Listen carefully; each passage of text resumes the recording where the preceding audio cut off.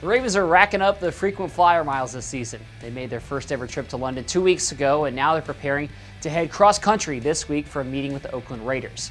In the span of 18 days, the Ravens will have traveled more than 24,000 miles across 9 time zones. It's a tough stretch early in the season, and head coach John Harbaugh was asked yesterday about the impact that schedule has made on his team. Well, you definitely think a lot about it. I mean, that's something that is always on your mind, It's hard to quantify it, though. It's hard for me to sit back and say, hey, this London thing took a lot out of us, and maybe we're going west now, it'll be easier. I don't know. But, I don't want to become an expert at those things, but I listen to the experts and to the advice.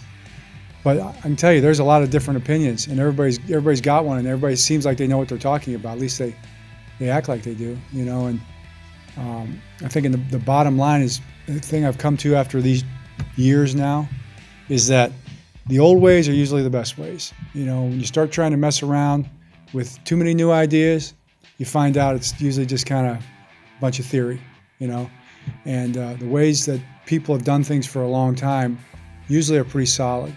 Now, the Ravens have done things a few different ways. Back in 2015, if you remember, they spent an entire week out west in between games against Denver and then Oakland. But they lost those games and determined that wasn't the best approach. So this week, they're flying out to California Friday afternoon to get a full day to adjust to that time change. And that's been the traditional method that East Coast teams have used when making this cross-country trip. Now, long travel is definitely a challenge. Nobody denies that. But I like what Ben Watson said after Sunday's game. He said that every team has to get on planes and fly around the country, and the Ravens know that they have to be ready to go Sunday at 1 p.m. Pacific time. So we'll see how it goes this week. That's it for me in the Final Drive today, but thanks for watching, everyone, and I'll see all of you again tomorrow.